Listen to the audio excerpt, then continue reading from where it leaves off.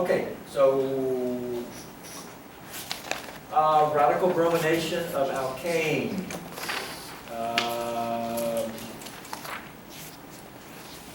We can get chemoselective reaction, the tertiary side here. Radical, you should know mechanism, yeah. Benzylic here, we're going to brominate the benzylic carbon by a radical mechanism, because that's where we would most likely form a radical on the carbon. How about this one here?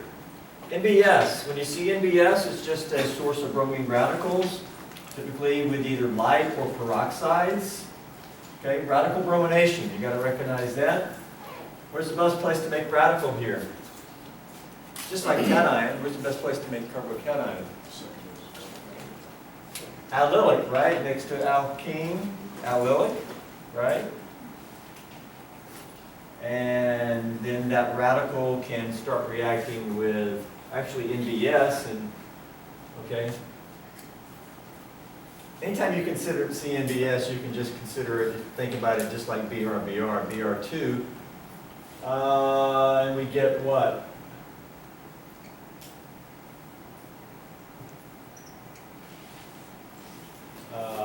We can brominate here, do a substitution reaction. But we can also get another product. Anybody get a second product?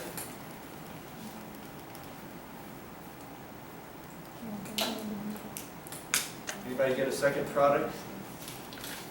Because of resonance.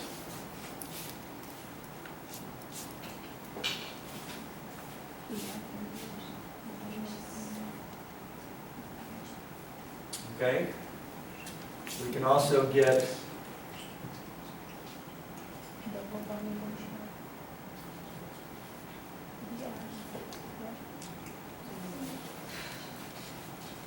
that product there.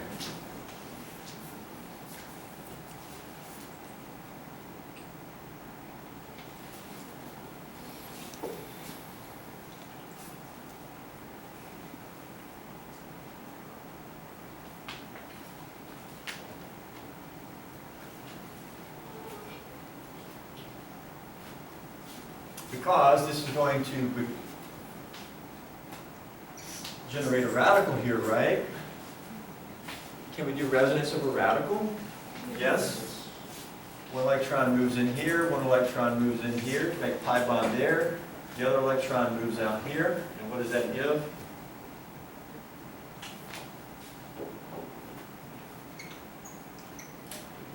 Double bond here, radical here. And so this radical is resonance stabilized.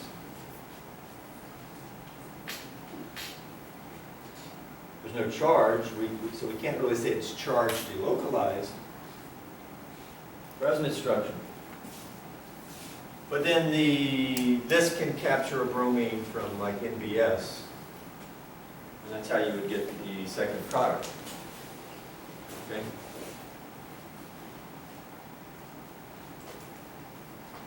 Two possible products due to resonance. Yep. Why can't we use bromine in the last example? Why do we need to use NBS here? Why would bromine not be good? Because we have an alkene. And alkenes react with bromine by an ionic mechanism, addition. See up here, the benzene ring is not going to react with the bromine. At least not in this class, and not without some other type of catalyst. But down here, alkenes readily react with bromine. Right? So if you react this with bromine, and you want to try to do radical, well, the molecule's not going to listen to you. You're probably going to end up getting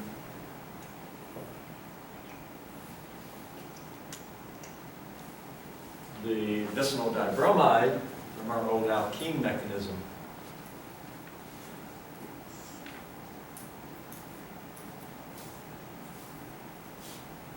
Even if you include a light or whatever, because regardless of the light's there, I mean, you brominated an alkene in lab, right?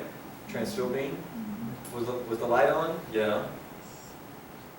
I mean, I mean, having more light here is not going to cause it not to do this chemistry. But NBS won't react with the alkene.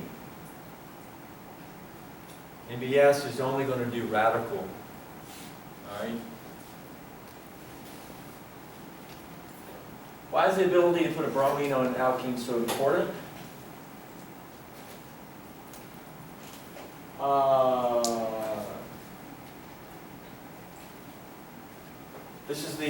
This is the product we made at the very top, I believe. Is that right? Mm-hmm. Yeah. Came from the alkane. Now we have the alkyl bromide.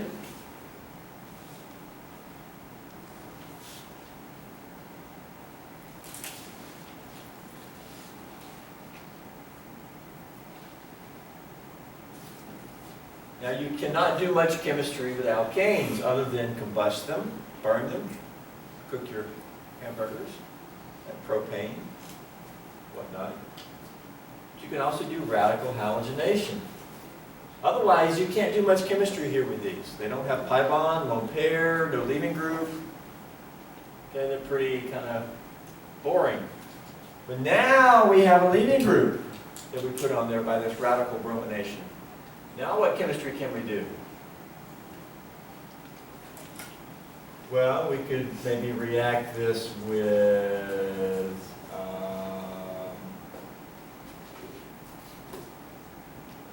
let's see, what if we reacted this with KOH and heat? What might we get? Show product there, final exam is on Monday.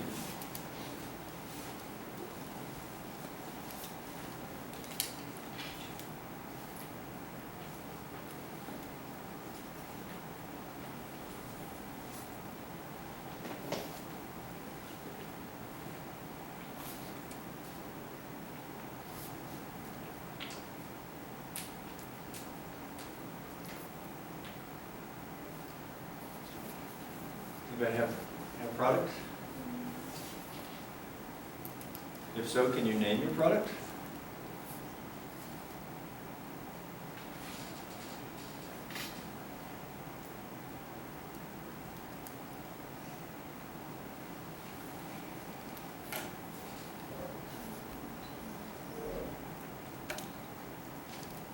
What about 2-methyl-2-butene? Does that seem right?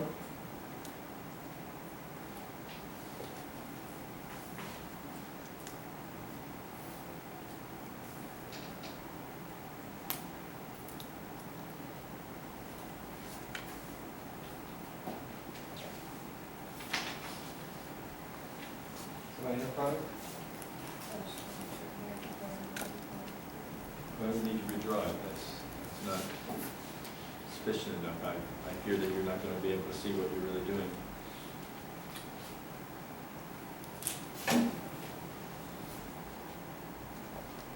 Two-methyl-2-butene, is that the right name? I think that's right. 2-methyl-2-butene? Yeah? By what type of mechanism? E2? Yeah. Okay. So you're going to give boom, boom, boom. Yeah? E2? Is that alkene stereogenic? Do we need a stereochemical descriptor in front of the name? No. No, it's not. There's no E or Z possible. So no.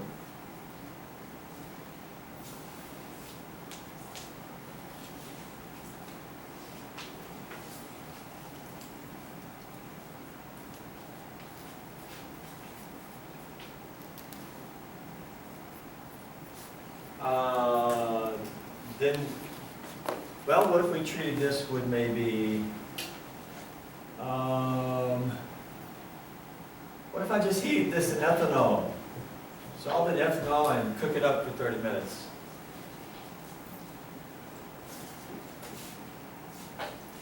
Any product there you might show?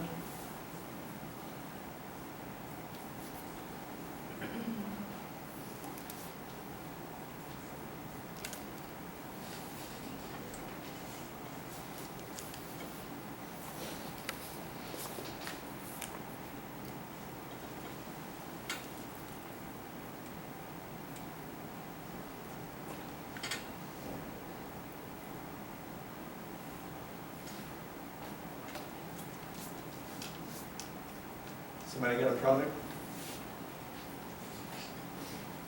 In this case, what type of compound did we make? Functional group or anything?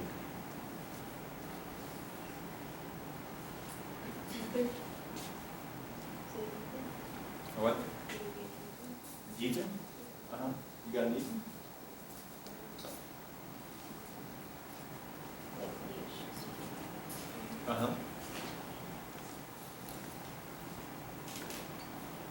By what mechanism? SN1. SN1? Yes.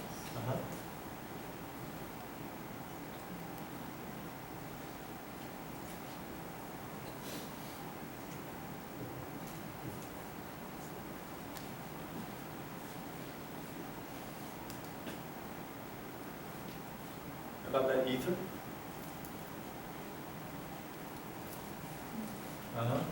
SN1. Over here, what do we do? E2? Mechanism over here. Leaving group leaves. The oxygen attacks carbocation. Make this bond, but you got an H there. You lose an H. What can take the H? The Br minus. So what else would be formed here? HBr.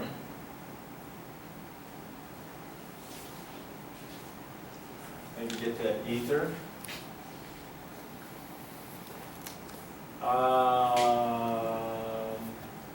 What other product could maybe form over here? What other mechanism could occur other than SN1? It could be E1. Because once you get carbocation, fate of the carbocation, two different fates. Nucleophile can attack the carbocation, but we can also do a beta elimination. And so this intermediate here, I'll put in brackets, could do what? It could get to that. I'll show multiple arrows because there's an intermediate going this way. But it can also give what? It can also eliminate. We get the same product as this. But that would be by E1.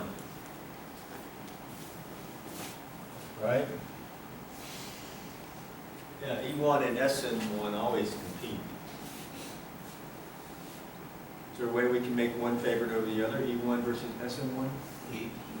Yeah, heat favors elimination. Maybe heat it high as high as we can without burning it up. It might promote the elimination.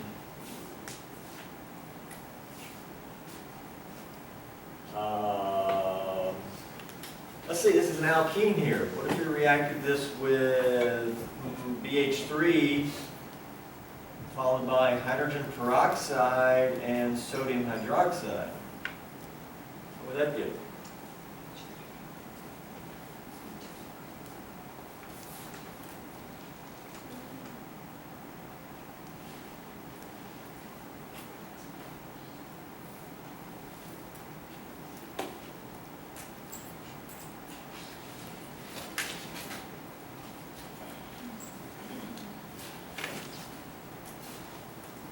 Somebody got it?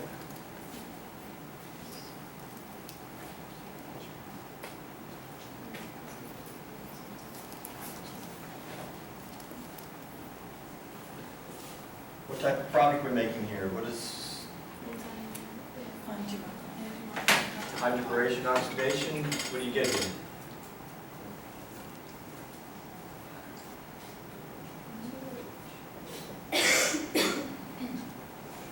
OH on the less substituted carbon there. Because where would you make cation?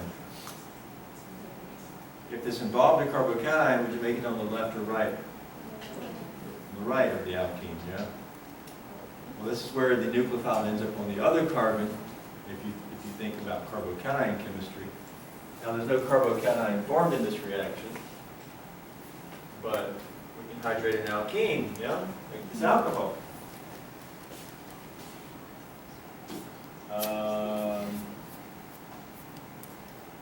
Yeah?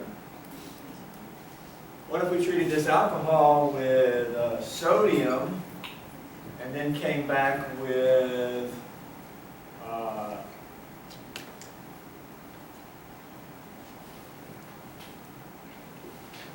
ethyl iodide, or iodoethane. What would that do?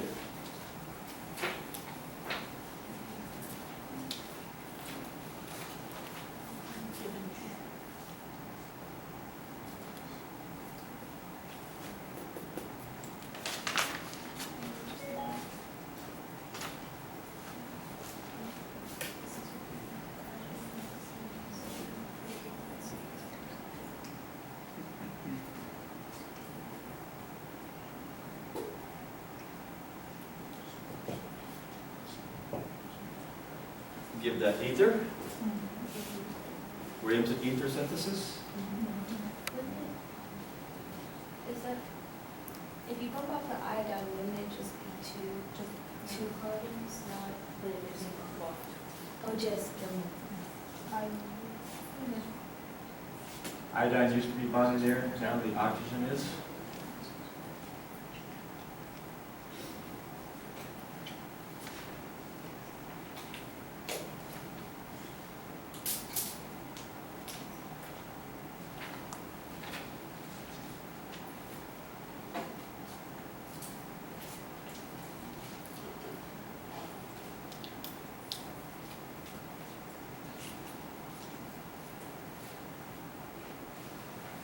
What if we treated this with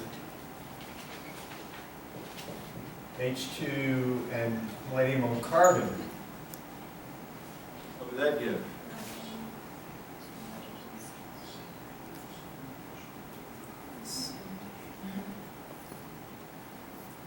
Yeah?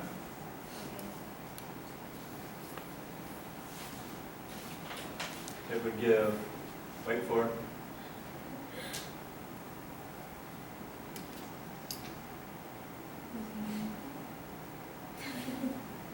Give that, right? And we're back to where we started, all right?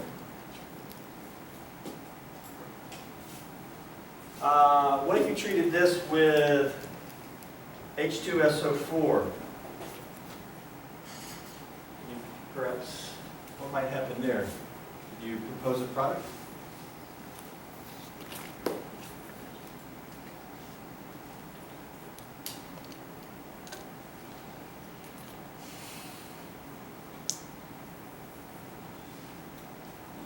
Anybody? No? No reaction. No what? No reaction. Why no reaction? You Strong base and You strong can't base. envision anything? Mechanistically, what could be a first step mechanistically? Coordinate the alcohol? Okay, then what? Then it becomes a good leaving group. Leaving groups can just leave Reform an alkane. and make a carbocation. And then what's the fate of the carbocation? Yes, sulfate is not going to attack it, but you can get a beta elimination, and we know that sulfuric acid is commonly with dehydrated alcohol. What we're going to get here? And that would be an E1 mechanism, very similar to the first problem on the test, top of the fourth page, except that one had resonance. You just had to do resonance on that one.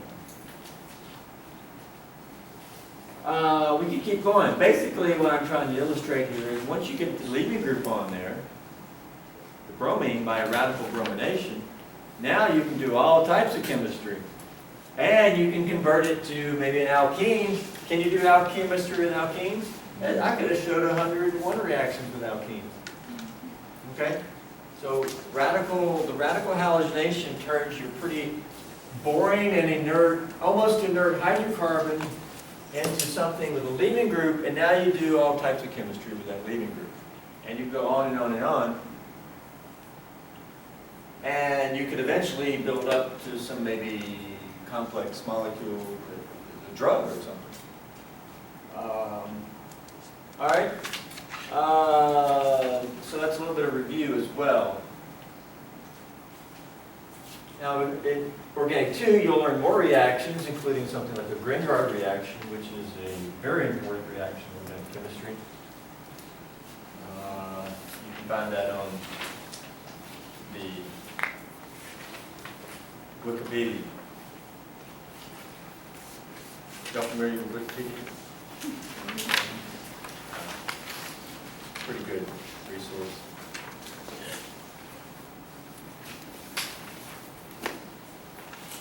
Okay, here's an example of radical bromination on the next page. Synthesis of inostrozole.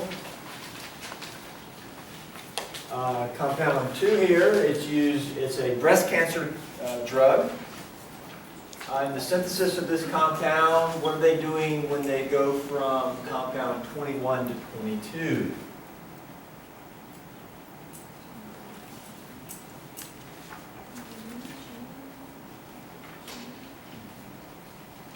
Yes, that's right. It's a radical bromination. Okay? What are they using? What are they brominating? What position? The benzylic carbon here. Okay? Replacing one of the H's with the bromine. What are they using? NBS. NBS, what's that? That's a peroxide. Benzoyl peroxide. They're using carbon tetrachloride as solvent. Reflexing 2 hours.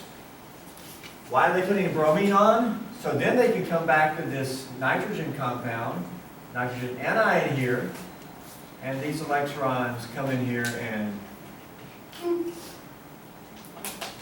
SN2, and now the nitrogen is bonded to the carbon. We kicked off the leading group that we put on. That's called a triazole ring. It's aromatic. There you got a breast cancer drug. We can look back at up here. What do they do in 19 to 20? Cyanide. They're doing a double SN2. Double SN2. Replacing both the cyanide. Both leading groups replaced by the nucleophile cyanide. Look at the next reaction, 20 to 21. What are they doing there? It's a C alkylate. Yeah, but it's actually another SN2. What's going on? Sodium hydride. What is that? We used that before as what? H minus. H minus will act as a base and take an H plus. Okay? I take that back. Did I call this, well, I didn't call it a double. It's actually, they're doing this 4 times. See these 4 methyl groups? Okay, they're not here. We'll do this 1 time. The hydride acts as a base, takes the H, leaves the electrons behind, and that gives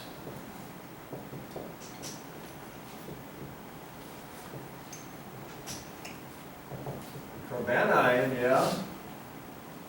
This is possible because that's resonance stabilized. You can do resonance into the ring, you can also do resonance into the nitrile group. But the carbanion will act as a nucleophile, and they also have what?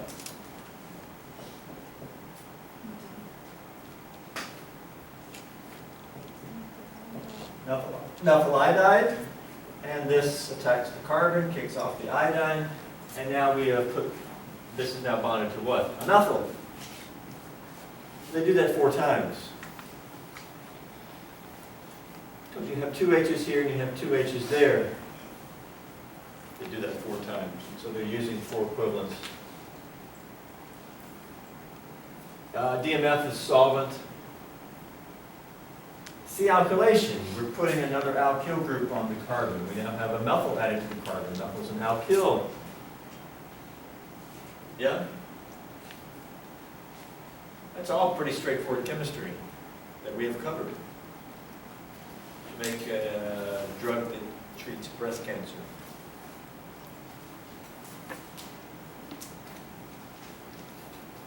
My grandmother took that drug at one point. Okay, a couple of miscellaneous things here. Halogenation. Why are halogenated alkanes harmful to the ozone layer? Things like freon. Okay, freon is just one carbon with 3 halogens, 2 F's and a chlorine. All right, use it as a refrigerant gas. Okay, these things are bad for the ozone layer. Why? Basically, because all these products, I mentioned last time that the CI can kind of reverse and form iodine radicals, and then that can form iodine. Okay.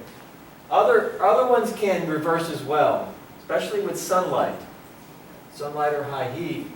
And the weaker halogen bond is going to rupture first, but this can, one electron this way, one electron that way, and that would be what type of cleavage?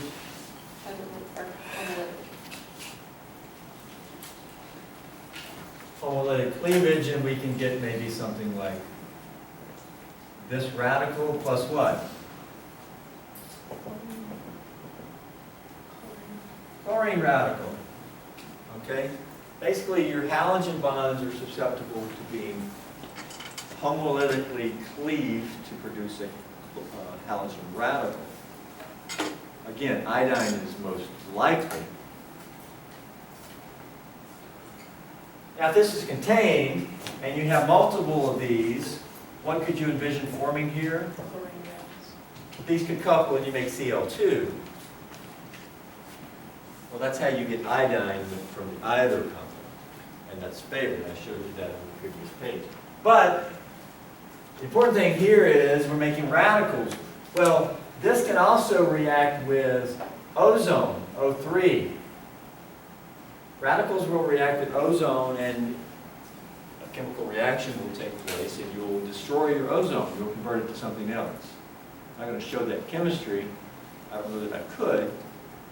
But radicals react with ozone and destroy the ozone. So you don't want these gases going up into the atmosphere and the sun shining on them and getting all these radicals produced up there and destroying your ozone.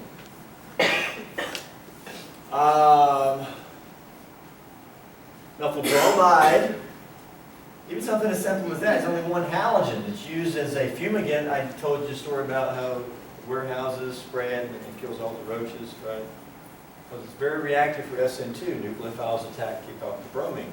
There's no steric hindrance. But this thing is also bad for the ozone layer because the CBr bond will cleave and produce bromine radicals and carbon radical, by the way. But sort of focus on the halogen because if carbon-carbon bonds don't cleave as easily with sunlight.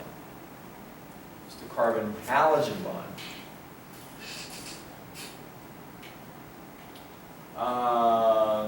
And then halogenated solvents. Chloroform, it's a common solvent in the lab. Or dichloromethane, we use that when we brominated transtubine, right? Okay. Well, it's in the atmosphere, these chlorine radicals can be formed. And again, bad for the ozone layer. Okay? So halogenated things, we can form the C-halogen bond, but you can also then turn around and break it by a radical mechanism. Again, iodine being the most easy to break. Then we can also do some mechanisms down here, some historical information. You can maybe think about these. These are all just forming radicals.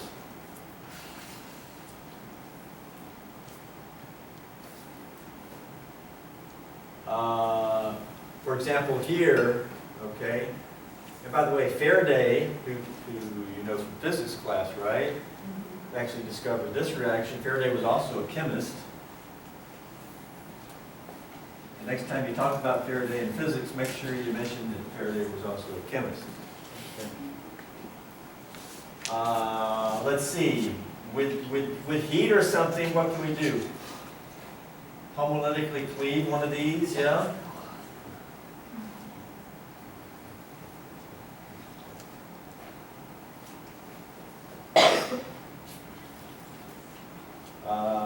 You get a radical here. Yeah?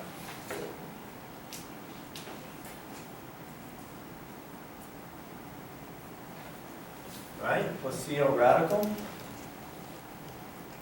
put a little heat energy into this thing. How can we get this product in? Moving electrons.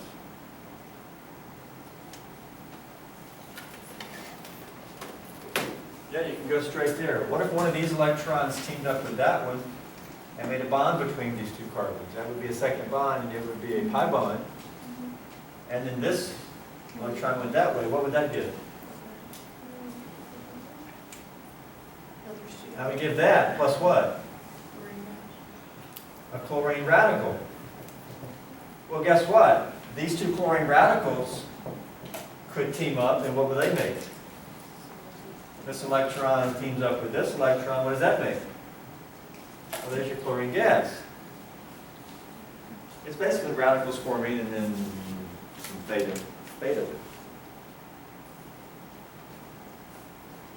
Right?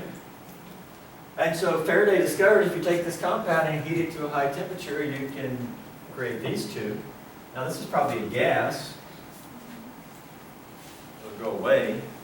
Just make sure you don't breathe it. And this is probably a liquid that kind of remained there, and probably he distilled it or something. And then he said, hey, if I take this and heat it, I can get this compound. Now, back then, they didn't know what the compound looked like. They knew it had different properties. Hey, I started with a liquid that has a boiling point of, 110, and after I heat it, now my liquid boils at 40 or 50. I got a different liquid. It also has different chlorine content. They could do percent elements back then. They could do other tests. They could do density. Hey, my new liquid, it used to have a density of 1.2, now the density is 1.05. So they knew they had something different. But they didn't know structure back then because the carbon-carbon double bond was not even proposed until 1860s. Faraday did this in like 1820s or 30s. Didn't even know what an alkene was at the time. Okay? But you can still know you have one liquid and now you have a new liquid, or whatever. All right, this was the beginning of organic chemistry back then. All right, so you can do mechanisms. I think we already kind of showed this. Same thing. Form radicals, but then the iodine radicals can come together. And that's sort of a favored route. These things decompose to turn brown because iodine is brown, purplish brown. Okay, another reaction here, another radical reaction. Is anti-Markovnikov addition of HBr to alkene.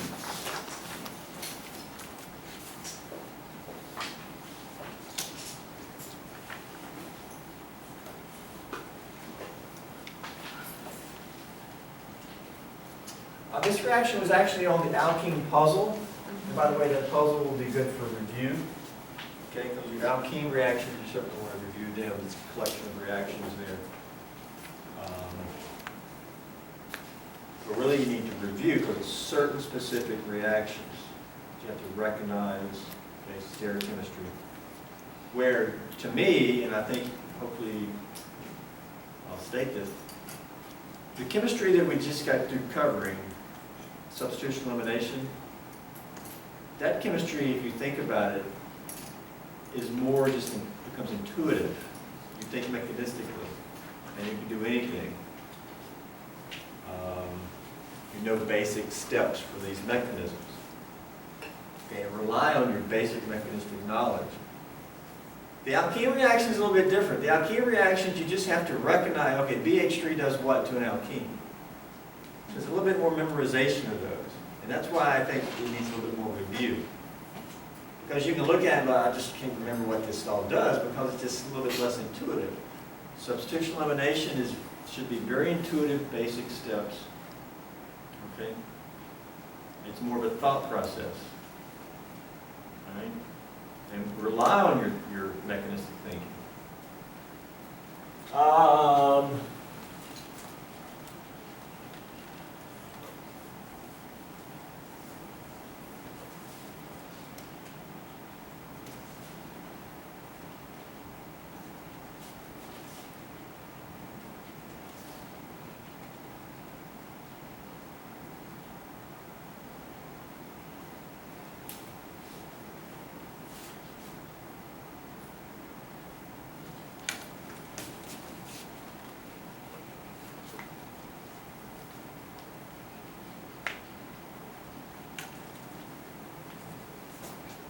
Okay, a little review of alkenes here. Now we're going to react to alkenes. We know we can hydrate an alkene either with aqueous acid or oxymercuration reduction. Both of these give the same product in this case because there's no potential for rearrangement when we do carbocation route, right? Markovnikov hydration. We also can do Markovnikov hydrobromination. Involves carbocation. We make tertiary carbocation, bromine as a tertiary carbocation. We can do anti-Markovnikov hydration, BH3 oxidation, right? We did an example over here, yeah. We're going to get the, in this case, primary alcohol, right? Because it's opposite. You expect cation here, but that's not where the oxygen ends up adding. So it's called anti-Markovnikov. Well, can you get the anti-Markovnikov hydrobromination product? And we never looked at that. But you actually can. And how do you do that? You just include peroxides. Okay? HBr and peroxides. Now what is peroxide going to make happen here? What type of mechanism? Yes, radical. Peroxides make, it's going to be a radical mechanism.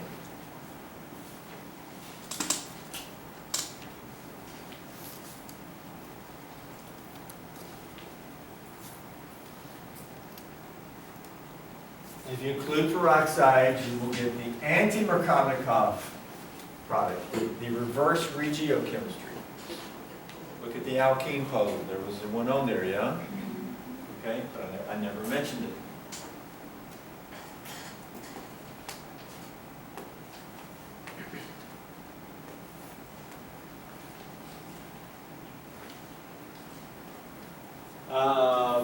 Now, actually, I don't think I'm going to cover the mechanism for it. And all I'm going to say is we can just include this as a new reaction, and we'll just have to consider it magic. You can look in your textbook for mechanism.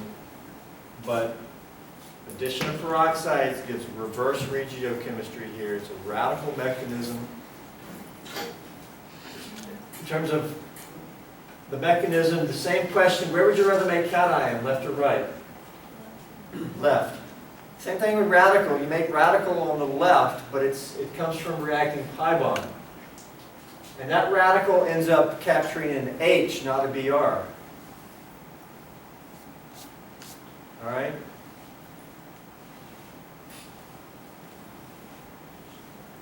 But you can look in your textbook for it. But again, it's on the puzzle. And I would use that puzzle as a review for alkene reactions. A couple of you actually mentioned that when we were going through, and you're like, did we cover this?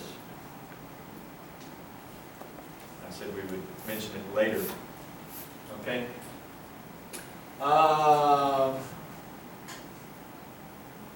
Well, just, so what's the product here? Well, we see peroxide, so it's reverse regiochemistry, so what's the product?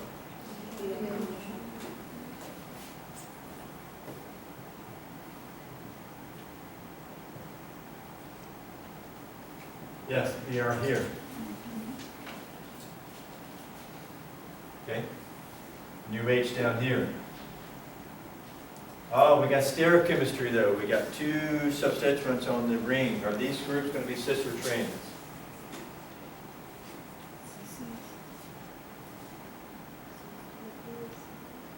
Cis or trans?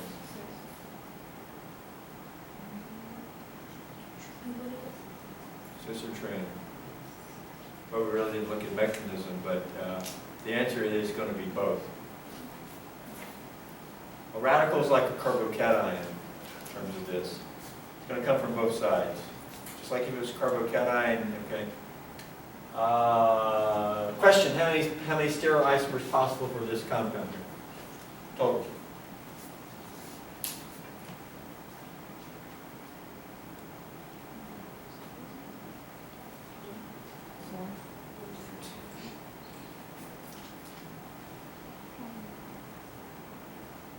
Stereoisomers possible? Micah? 4. Yeah, we got 2 carbons. 2 to 2 is 4. You can draw cis. There's two ways to draw cis. You can draw trans, there's two ways to draw trans. And none of them would be meso. There's no plane of symmetry here. It's 4, yes. How about down here? What do we have after step 1?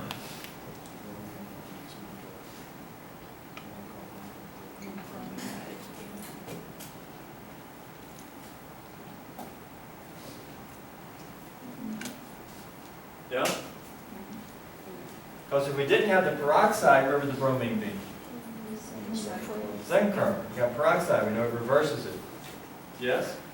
1, 2, 3, 4, 5, 1, 2, 3. Right? Now the cyanide, okay? This is two separate reactions, right? One reaction and two.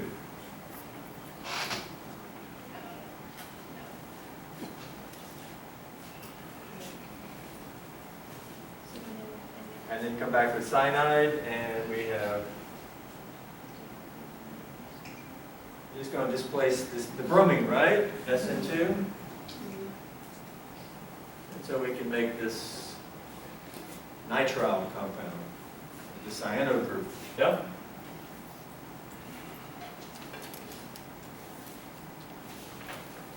Okay, that's some radical chemistry there. UV Diz.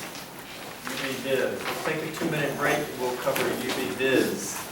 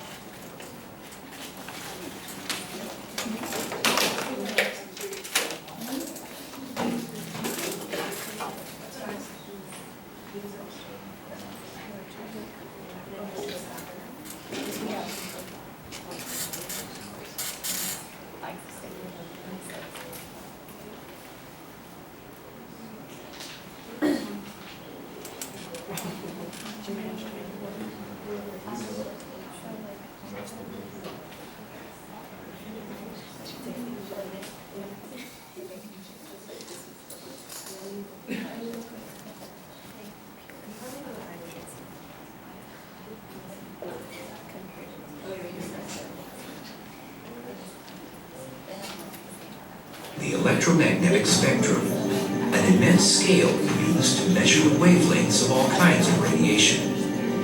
At one end are radio waves, with the longest wavelengths. At the other end are gamma rays, with the shortest. In between are the other bands, including visible light, which is such a tiny fraction of the whole, it's difficult to imagine. How small is the visible spectrum? If you had a reel of movie film representing the entire electromagnetic spectrum, stretching 2,500 miles from California to Alaska, the section containing the visible spectrum would fall somewhere in the middle, near the University of Washington.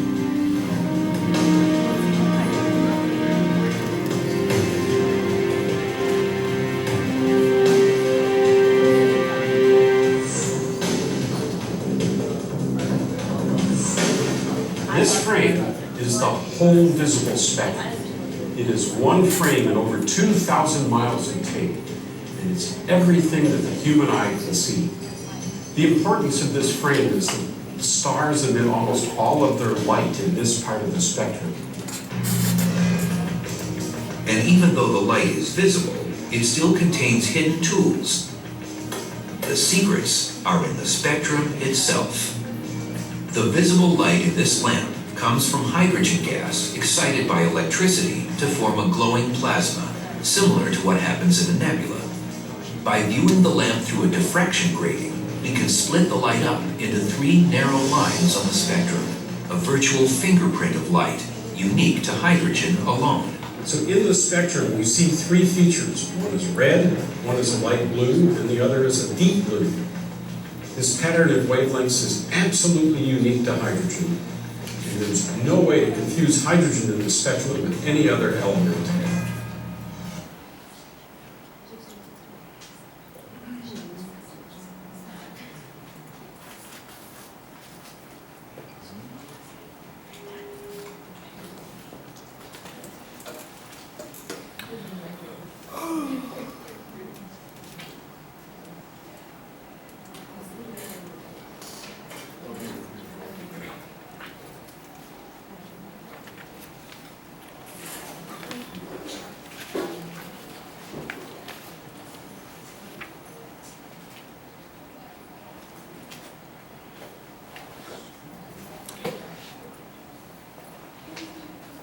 Okay guys, UV vis. That's a carat and that's a UV vis spectrometer.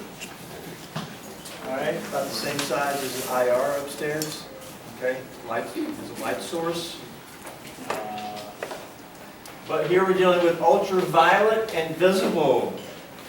Okay, 2 different regions of the electromagnetic spectrum, but they're adjacent to each other, and we use both regions for a single spectroscopy here, combined. Okay, need to remember your electromagnetic spectrum. Everybody got a handout? Yeah? Probably showed this with the IR lecture. Okay. High energy and gamma rays. All right. High energy. That's also high frequency, right? But short wavelength, right? Weaker microwaves. Radio waves the weakest. Low energy equals low frequency. This is long wavelength. Okay. We can use all of this. Well, gamma rays are going to destroy organic compounds. X-rays potentially destroy it. It can be hazardous to us, but we can use X-rays for medical imaging. You can also use X-rays for X-ray crystallography, because a crystal will scatter X-rays, and we can turn that into a structure. Very fascinating. This is one of the ways that DNA, the structure of DNA, was determined through crystallography. Then we have ultraviolet visible. And that video was saying the visible is a very small region. If you had 3,000 feet of 3,000 miles of tape, The visible region would just be that much, okay? Very small. But the visible is very important to us. Well, UV vis is combined. What's weaker? IR. We know what we can use IR for. What can you use microwave light for? Cooking. You can cook your baked potatoes, your popcorn. You can also study the rotation of molecules. Rotational spectrum. You're not going to see it at the undergraduate level. It's more unique, but it can be used. Because what is microwave? How does microwave heat food? It makes the water move and vibrate and take on energy. But that movement, it also will make molecules rotate. Well, how do you turn that into a technique that can be used to get information? Well, that's the ingenuity and the innovation that comes from being a scientist and saying, hey, could we do this? Can I take my knowledge and create this new process or this new procedure or analytical techniques? Because that's what people have done over the years. What can you do with radio waves? You can listen to your favorite radio station, like when I was growing up, it was Rock 106 or BBQ, which is still around. But see, when I was growing up, BBQ used to be top 40. Now it's like elevator music. All right? WBBQ 104.3. Anybody here? All right. Or you have Rock 106. But what else can you do with radio waves? You can do NMR. And NMR you'll cover in organic too. NMR is actually the most important, I would say, of organic analytical techniques. Most useful. Very versatile. Okay, well, what can you do with UV vis? Okay, what's the wavelength? Okay, what type of units do we use with IR? We get numbers. What's the units of those numbers? Centimeter. Reciprocal centimeters. And we call that a wave number. Okay, so a wave number is reciprocal centimeters, like 3,000. It's a wave number. Okay. It's reciprocal centimeter. What type of units do we use in UV vis? Well, we actually use just wavelength. Okay? And wavelength is a length. And what is typical wavelength for UV? Well, it's here. Wavelength. Okay. But this is in meters. Okay. And that's centimeters. This is nanometers here. It's like 1 to 100 nanometers.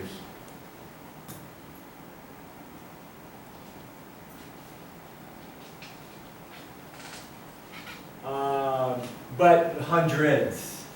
Okay, that doesn't mean exactly 100. That's just in general. 1 to hundreds. Well, more precisely, it's going to be about 200 to 400 nanometers. The visible, we expect to have longer wavelength, correct? So they're moving to weaker. Visible would have longer wavelength. Visible about 400 to 800. Distinction between the two, the line between the two is about 400 nanometers. And when we get data, the data is quoted and given in nanometers. It's given in actual wavelength. Okay? In IR, we don't give wavelength. We give reciprocal wavelength, and it's in centimeters. All right? That's just from old convention. That was sort of just started 100 years ago, and that's the way we still do it today. Basically because it gives you kind of whole numbers. All right?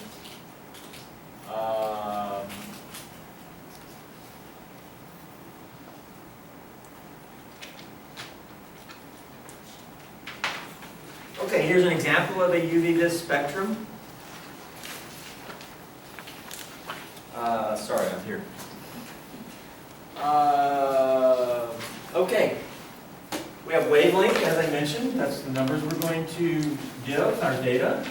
On the x-axis, y-axis, we have absorbance. In UV vis, the absorbance goes up. Peaks go up. Where in IR, they kind of come across the top and go down, right? All right. You'll also see that a UV vis is much less going on than IR. IR, you have peaks, peaks, peaks, right? Fingerprint, lots of peaks, lots of peaks. UV vis, we've really only got one peak here. It's like one absorbance. This is for butadiene, 1,3 butadiene there. Data we can get is the wavelength of maximum absorbance is called lambda max.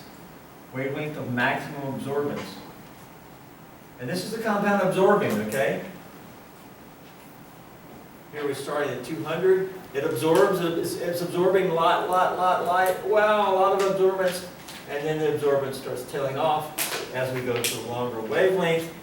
And eventually we get out to here at like 300 and it's no longer absorbing. It absorbs here. What's the wavelength of maximum absorbance? Right here, which is about what? Yes, it's about 217 nanometers. All right? The point of maximum absorbance.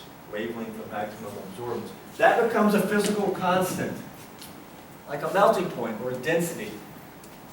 Okay? And so the lambda max for butadiene is 217 nanometers. If you have an unknown compound and you're running UV vis and you see a lambda max at 290, well, it ain't butadiene. We know butadiene is 217. It's a physical constant. Also, question, does butadiene absorb in the visible region? Because we can discuss UV and visible separately if we want. No. No, because why? Because that's 400, and we assume there's nothing out here, or it would have been shown. It's only absorbing in the what region? This is UV region, 220. Okay, we said what region is it, okay? Strong absorbance in the ultraviolet region, particularly at 217. No absorbance in the visible. Well, we'll eventually say this, but this compound is thus colorless, like water, colorless. Because for a compound to be colored, okay, like the dye in this purple rag,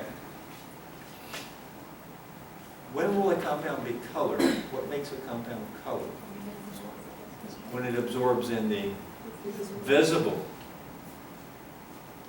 That's where you get color. This compound doesn't absorb in the visible. We're actually running an absorbance spectrum here. So we would expect this compound to be colorless. And indeed it is. We'll mention that again. So what's going on? How does a compound absorb this energy? It's absorbing energy. That's what it's going. It's absorbing something. Well, we'll go back to IR. How does a compound absorb IR? Somebody throw me some IR. Okay. How do I absorb it?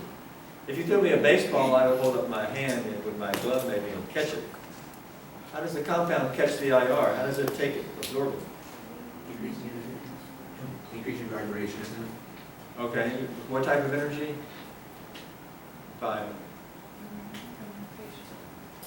Vibrational energy? Vibrational energy, yes. The bond is sitting here minding its own business. Because all bonds are stretching. No bonds are sitting there still. Okay? Bonds have inherent energy stretching, right? This is IR. Throw me some IR again. I absorbed it and I went to a higher level higher vibrational level. Or we can say specifically in this case I'm showing a stretch, a higher stretching frequency. Okay? But I don't know that we ever talked about how it actually absorbs it. That's physics. No physics there. Okay? But the result of the absorbance, you can tell I have higher energy now because this versus this. I have taken on energy somehow. Okay? I absorbed the IR, and that's what's going on when the molecule absorbs the ultraviolet. It has nothing to do with this. It has nothing to do with vibrations or stretching. What does it have to do with?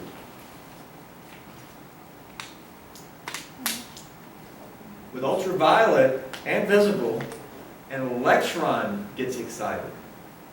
Not a bond vibration. Not, okay, but an electron. Okay, what type of electron? This shows a variety of types of electron excitations that can take place. Possible electron excitations. What type of electrons can exist in an organic molecule? You can have sigma electrons, those are the ones that are in sigma bonds. You can have pi electrons, those are ones that are in pi bonds or p orbitals. And you could have lone pairs, also called non-bonding electrons. That's 3 different types right there. All 3 can be excited. Excited where? To a higher energy orbital. What type of orbital?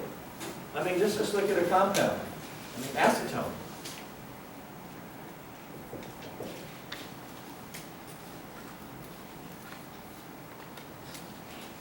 Well, before we do that, because acetone has all 3 types: lone pair, pi electrons, sigma electrons. Yeah. Okay.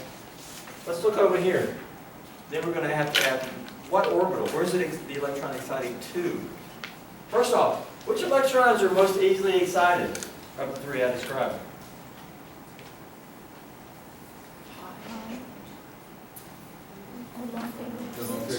Which ones are more difficult to excite? Sigma electrons are more difficult to excite. They're held tighter in a strong bond.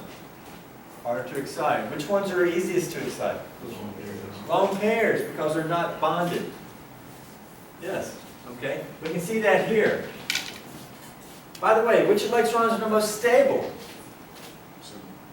Sigma, because they're in a strong bond. Okay? Look down here at the very bottom, which is energy. Sigma's the lowest, yeah? This shows where it's going. Longer the line, the more energy it takes.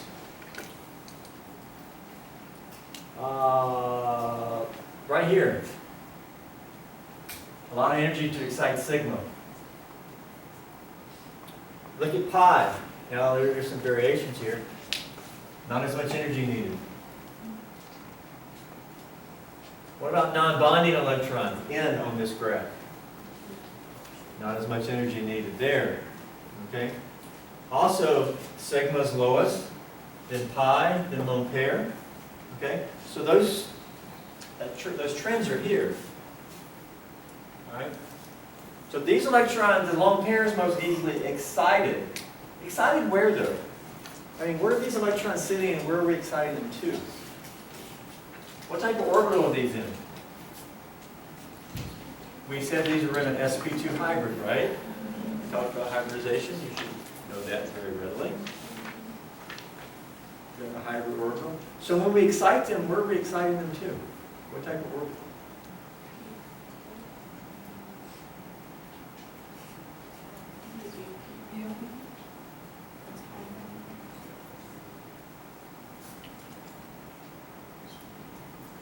Problem is, we've only talked really about valence bonding and hybridization. Okay? To really understand this and to see different levels, you have to look at molecular orbital theory.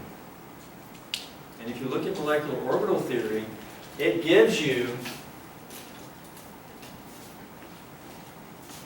your basic orbitals, but then it gives you your excited state orbitals.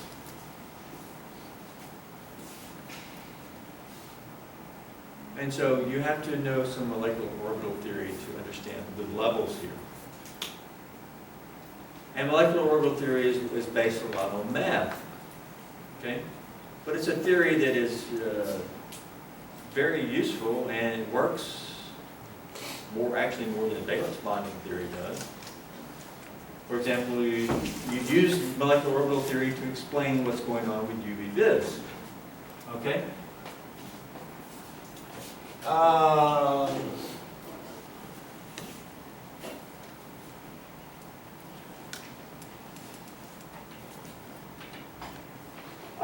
There's 6 transitions shown here.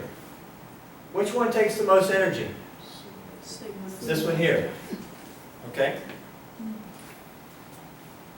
everything's quantized. This takes a certain wavelength of light to do this.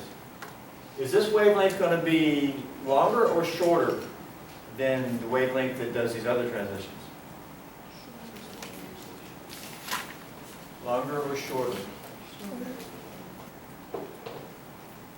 Michael? Shorter? Why shorter? Because we need higher energy light. That would be shorter wavelength, right? Okay? Yes? It turns out that this is so short of a wavelength that it's usually going to be less than 200 nanometers. Short, like down in 100 nanometers. That would be shorter than 200, right? Okay? Well, there's one thing. There's a cutoff at 200. We typically don't scan below 200. Because if you go back over here, see how we didn't go below 200? Was there absorbance below 200? Yeah, you see how this is? This was probably like this. There was absorbance over here below 200, but it wasn't graphed. That's because it's hard to measure over here because something else also absorbs over here. Oxygen. Oxygen will absorb very heavily here, and it will obscure your peaks. And so we typically don't do it. You can though, but you have to exclude the oxygen. How can you get rid of the oxygen?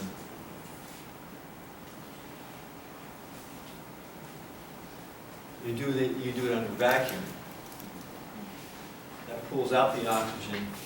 That's why below 200 is often called the vacuum UV range. Because you only can scan down there under vacuum. Now, it could be that you could do a background in it and ask the instrument to delete oxygen like you do with IR. So you tell the IR to delete CO2, oxygen. Well, you might can do that with modern day instruments.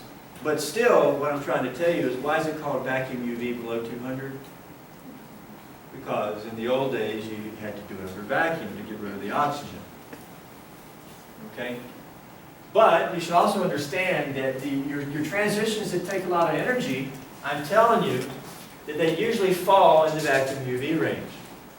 The ones that fall in the standard UV are going to be your easier transitions because this light has longer wavelength. But it's not as high as energy. Right? Which light that's doing these transitions has the longest wavelength?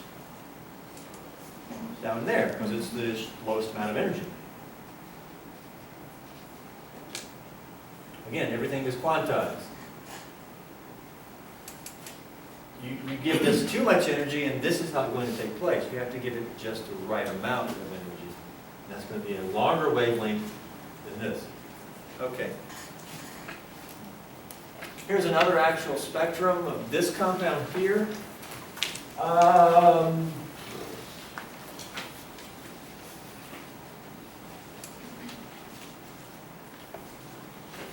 Again, we're just scanning above 200 here. It looks like we only scanned above like about 220 because it's sort of ended about here. We got sort of a ridge here, like a high peak here, and then it tailed off, but then it's like something else here. This is actually two different transitions. This is considered a pi-to-pi star transition, where pi electrons are being excited to a pi star orbital. This is lone pair electrons being excited to a pi star orbital.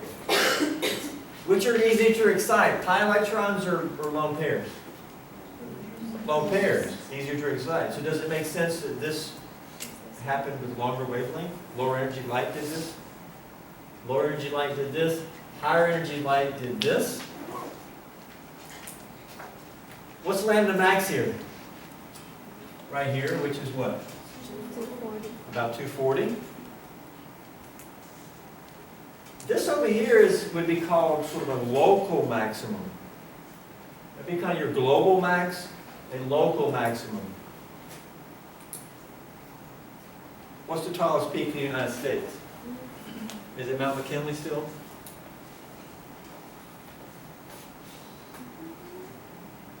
Well, that's the tallest peak in the United States. Is it the tallest peak in the world? No, that's something, Mount Everest, right? So Mount McKinley can be called a local maximum, local to the United States, but the global maximum would be Mount McKinley. What's the tallest peak in Georgia? I'm sure you know, but if we talk about Georgia, that'd be a local maximum, and the McKinley would be more of a national maximum, okay? So this is sort of a local maximum, that's the global maximum, all right? It seems like something's happened here, this has been ascribed to that. We do have non-bonding electrons here. We can excite those. Pi electrons are excited, okay, either here or here. Can we excite the sigma electrons? You can. What type of energy is going to do that? Or wavelength? No, shorter wavelength. So that's probably over here, but guess what? We didn't scan over here because oxygen, okay? Very often the sigma electrons being excited or would absorb over here. We didn't plot that absorbance.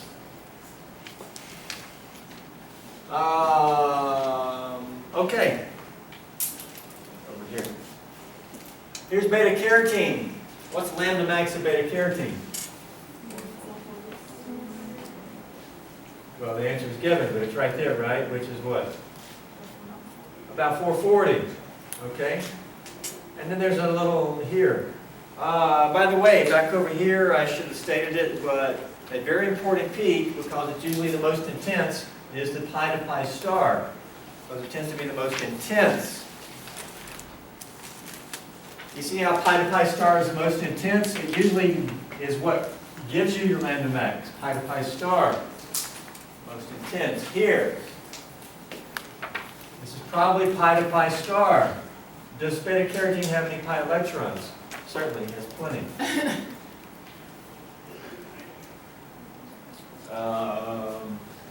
And the max. Question. Does beta-carotene absorb in the visible region? Yes. Well, the lambda max is in the visible region. It's certainly, all that's visible here, yeah? It's absorbing visible. Guess what? It's going to be colored. What color is beta-carotene? Orange. That's why I showed a carrot on the first page. Because it's absorbing. What color light is beta-carotene absorbing? No, it doesn't absorb orange. That's what it reflects. It's reflecting orange back to you. What's it absorbing? It's taking white light and taking something out of it and leaving orange. That wall is not absorbing blue. It's removing something and leaving blue. What is it removing? What is this compound removing? What is it absorbing? What color would be here at about 440? Because remember, visible is 400 to 800. All right? It's not absorbing out here at 800. It's more closer to 400. What color is here? Do you know your color spectrum? Red. Roy G. Biv? But is the R, the Roy, is at 400 or 800? Yes. Red is actually the weakest. What's the high energy end of Roy G. Biv? Violet, blue. Yes. And by the way, you see, this is Roy G. Everybody know that? It's that way. What do you get after you go to violet? Ultraviolet. What do you get after you pass red? Infrared. Yes. Okay. What color is beta-carotene absorbing largely? It's largely absorbing bluish. That's why it's appearing orange. Well, guess what? You can determine that type of thing. We'll skip over here. Color wheel. You can use the color wheel to get that. Beta-carotene is absorbing strongly at 440, which is blue. And the color that you're going to, it will disappear, or that it will emit or reflect back, you go through the center to the opposite color. And the opposite color is what? Orange. Yes. Okay?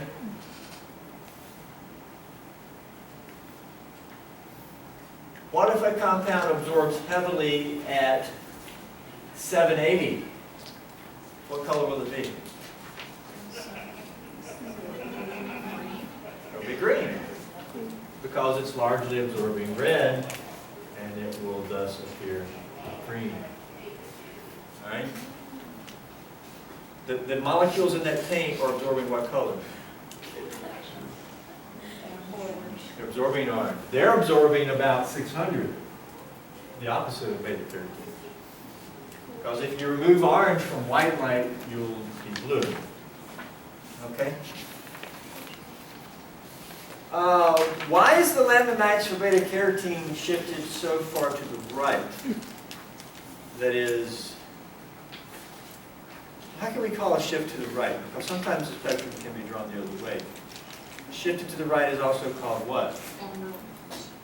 Longer wavelength, yes. Why is it shifted to a longer wavelength? We could also call it a red shift. Because Roy G. Biv shifted more towards the red end. That's a red shift. If it moved this way, that would be a blue shift. Or violet, but usually you say blue. Why is beta-carotene red shifted in the spectrum? Is it all the conjugating double bonds? Because of conjugation. Why does conjugation do this? Because, shown here,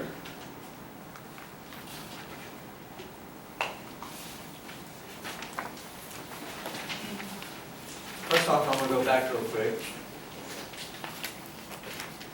Pi to pi star is what we're looking at. This is the gap between the pi and pi to star. This gap can get wider or more narrow. Okay? Wider or more narrow. Bigger gap, smaller gap. The smaller the gap, the less energy. The less energy, the more redshifted your peak is going to be. Longer wavelength. This implies that the gap between the HOMO and LUMO, what is HOMO and LUMO? Do we know what that is? Highest Y'all should know HOMO and LUMO from Gen Chem, right? Anybody know HOMO and LUMO from Gen Chem? Did you cover any spectroscopy like this, absorbance? Yeah. We did spectroscopy. Okay. You should have did a little bit with some basic light and electrons and We used the spectrometer. use the spectrometer. Okay. Talk about why it was absorbing and stuff. You should have used the terms HOMO and LUMO. You should have seen some molecular orbitals in Gen Chem. And there you would see HOMO and LUMO. What is a HOMO and LUMO? Highest occupied molecular orbital and lowest unoccupied. Yes. Is it? Yeah. HOMO and LUMO gap. Okay. Electrons here. In these examples, you got electrons here. Highest occupied molecular orbital. And we're exciting an electron to the lowest unoccupied molecular orbital. Okay? So this is the HOMO-LUMO gap. The more conjugation you have, the smaller the gap between the HOMO and LUMO. And the smaller the gap, the less energy it takes to do the excitation. Look at this example. Ethylene, which would just be one double bond. Okay? It's 160 nanometers to do this. Butadiene, conjugation, gap is smaller. Longer wavelength, 217. Hexatriene, gap is smaller, 258.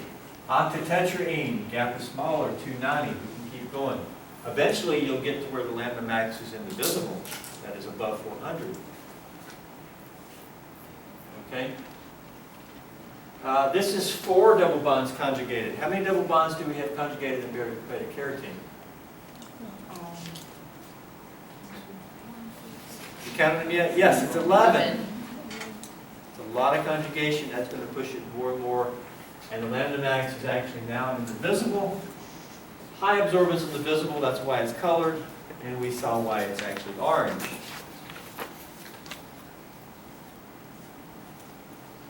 We've already answered why is beta-carotene orange. All right.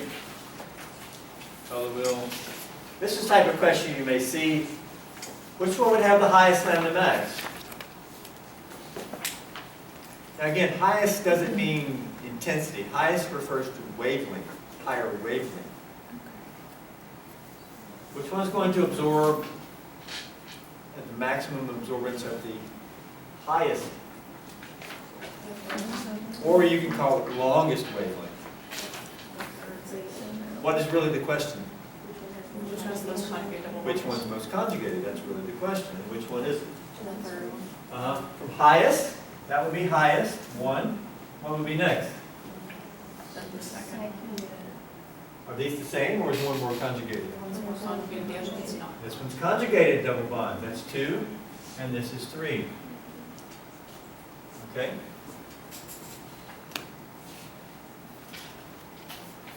You remember these compounds at the top here? Which would have the highest lambda max?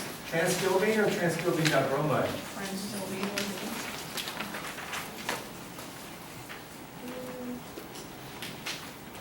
Oh, which one has the most conjugation? you. Transtylbene, because the pi bond here, you have conjugation all the way through here. When you brominate it, these two carbons lose their p orbitals, they're now tetrahedral, and now you have 2 isolated benzene rings.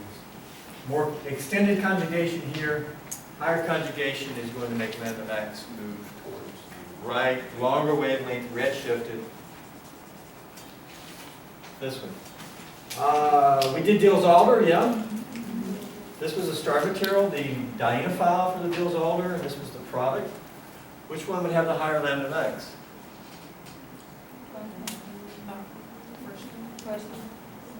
This one has conjugation all the way through here. This one, these 2 carbons are now tetrahedral, and your conjugation is just here. Now that's conjugated as well, but it was over there as well. We've lost the conjugation on this side because these are now tetrahedral carbons. More conjugation, we would expect higher lambda max.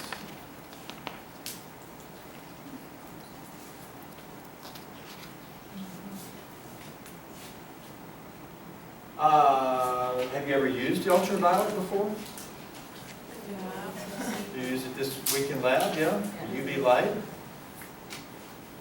You use shortwave, yeah? Shortwave is like 250s or something for that light, and then long wave is like 300 something, 320 I think. Okay? But the plates typically have a dye on them that absorbs and looks kind of greenish, and it makes the compound is really covering the dye, and the compound will also need to absorb UV. So it's kind of complicated of why you actually get these colors, but you did use ultraviolet. And you can only use UV for a TLC to visualize your TLC if your compound absorbs in that range, and short range is about 250. Okay? If we just have an alkane like this, do you expect this to absorb at 250? Well, that's only sigma electrons. Sigma electrons are going to absorb where?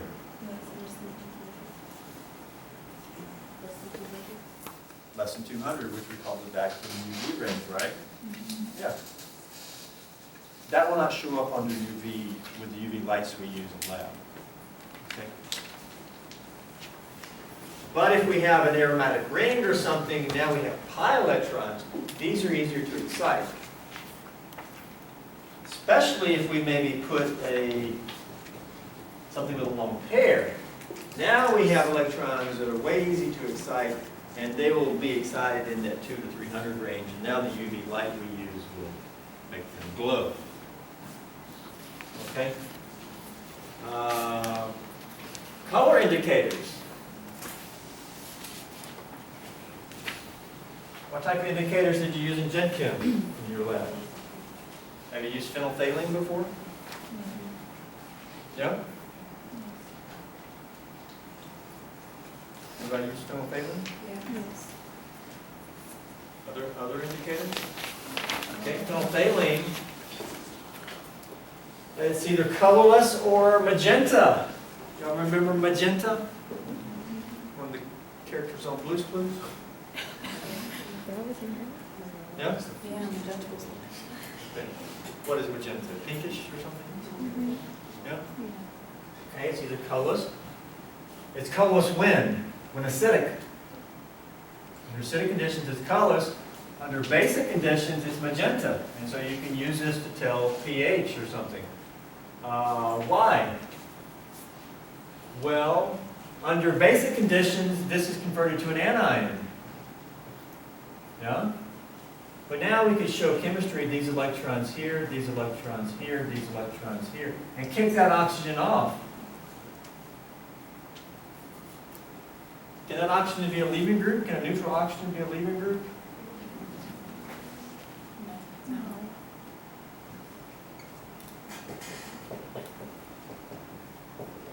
What about a tosylate? Can the Yes. oxygen be a leaving group? Yes. Sometimes a neutral oxygen can, like a tosylate. Something, maybe in this case, a nucleophile. Yeah, but why was this oxygen able to leave?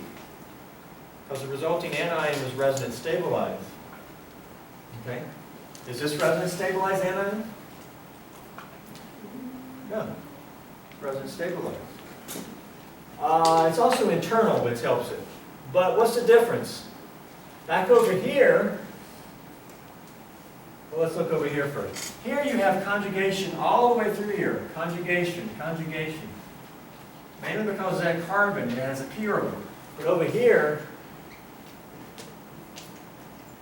in this form, there's no p orbital there. And so it's isolated, ring, ring, ring. But now all three rings are conjugated together via that p orbital. Extended conjugation. This form will absorb more in the visible, and indeed it does, and it's magenta. This does not absorb in the visible. That's why it's colorless. Okay? And so most of your indicators work this way. They change forms, one that absorbs invisible and one that does not. In this case, they change forms based on pH, acid or base. You could have other indicators that change forms based on something else. Maybe the presence of a magnesium ion makes them change form or something. Or it could be a variety of ways. pH is sort of the most fundamental, basic. Steric effects. A couple of applications from here to the end. Look at these two compounds. Basically trying to show you some applications of UV vis.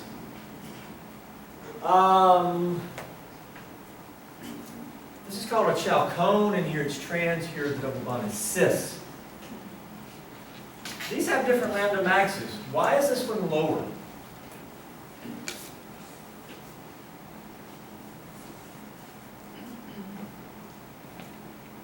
Well, you could say, but apparently because the homo-lumo gap has gotten bigger, and thus it requires higher energy light, right?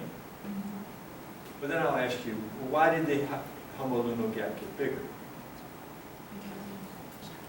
Well, then you could say, well, isn't that based on conjugation? I'll say yes. Well, then that implies that this has less conjugation, right?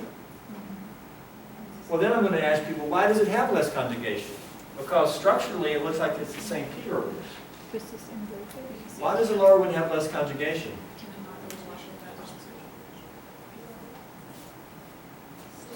I mean, isn't this p orbital, p orbital, p orbital? How many p orbitals are conjugated here? It's the same number in both. Yeah, but is this one really conjugated? If we drew an H here, it would be here. What is that H and that oxygen doing? They're clashing. What is that going to cause the compound to do? Okay? They're clashing. Okay, let's do something like this. They're clashing, what's going to happen? They're going to bend away from each other. Okay? They're going to do like this. And when they do that, what happens? P orbitals are all, consider P orbitals all interacting here. But what happens when it goes like this? They're no longer interacting as well. It doesn't have to be yes or no. A little bit of turn, it makes the overlap not as good, and so it's not as conjugated. Okay? But the main thing is, you can't see the molecules. What tells us this may be going on?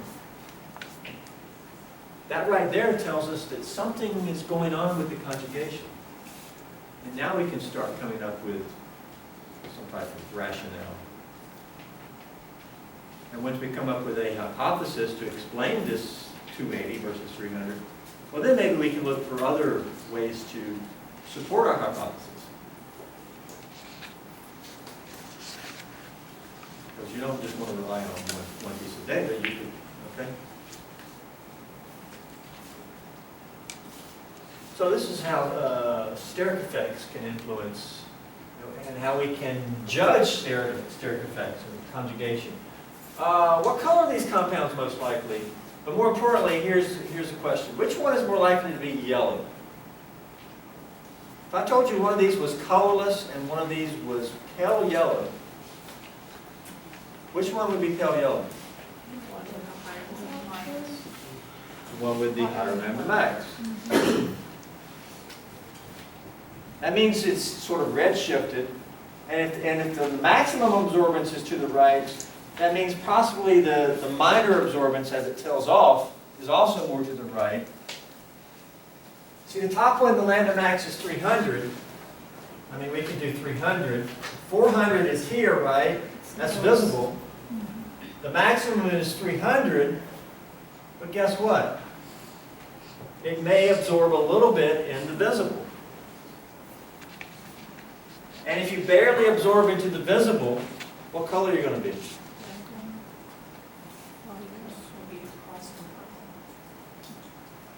You barely absorb into the visible, we would absorb here, what color are you going to be? You're going to be yellow. But because there's not much there, it's going to be sort of pale yellow. A little bit of absorbance, as opposed to a deep yellow.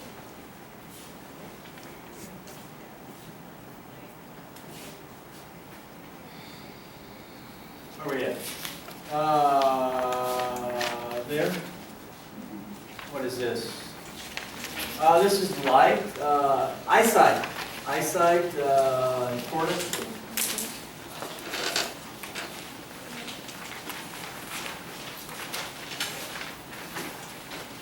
Really, I added this in when we had the eclipse.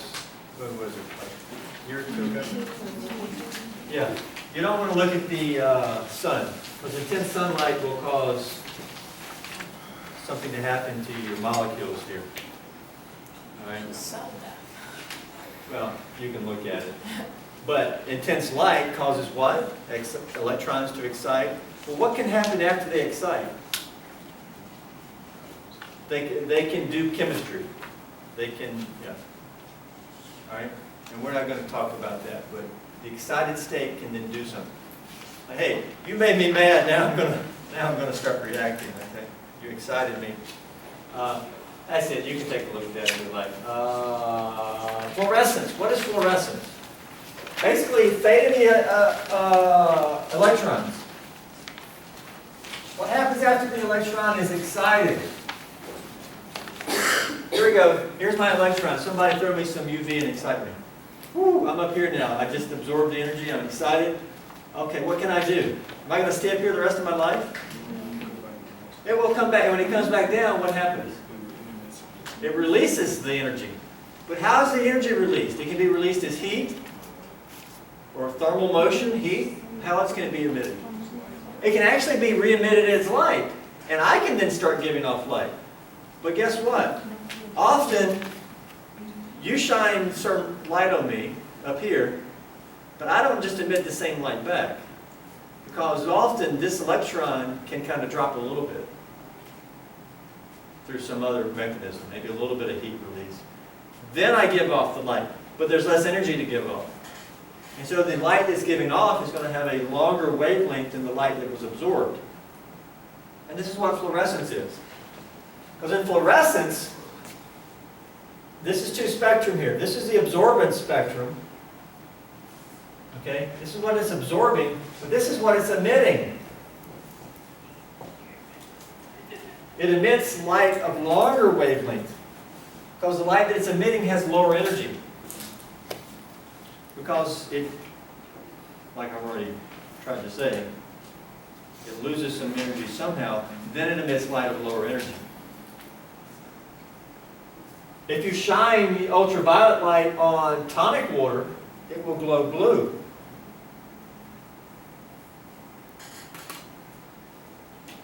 Now this is an emission. It's not absorbing something and then emitting blue, and then reflecting blue. It's actually producing blue. Okay? See, the paint in that wall is not producing blue. It's blue because it's removing orange from white light. It's absorbing orange and appearing blue. This hill is producing blue. How's it producing it? It's taking the ultraviolet that was shining on it, which has wavelength of maybe 320, and then it's re-emitting something that has 450. And that's what fluorescence is. Many molecules can do this. Quinine does this. Actually, quinine is in tonic water still today. You buy some tonic water. I should buy some in Walmart and do this. We see this in nature. This jellyfish fluoresces. Why? Somehow it's getting UV, probably from the sun. Probably it's close enough to the top of the water in the ocean to get some UV from the sun. But then it's re-emitting light of longer wavelength, and it's coming back out as light pink or purple. Okay? So that's the fate of after it absorbs the UV, it can then release a different wavelength of light. So that's the last slide, I think. No, I think there's one more. Sunglasses? You ever seen glasses where you go outside and they darken? Mine is transition. Do they do that? Yeah, I have to appreciate. Well, your lenses have an organic molecule in them. And when they get out and they start absorbing lots of UV, it's like an indicator. It changes form. It changes to a different structure. You wouldn't think so in that hard glass, but there's enough mobility there of the molecules that it can happen. And when it changes form, it turns to a darker, well, it's all optics. The molecule doesn't become darker, but something about the physical properties keeps light from coming in as much, and thus your lens appears dark. But it's organic chemistry right there on your lenses, because the molecule is absorbing UV and changing, like the indicator slide. Lots of application for UV vis. The actual spectrum tends to be pretty simple. We just usually look for so-called Lambda max. Understanding the fundamentals and why you get it, how do you get a spectrum, and what are some of the applications, and remembering it's a great way to study conjugation. Because pi star is heavily influenced by the amount of conjugation. Last things, guys. Any last questions? We've got a couple minutes before we end here. You will see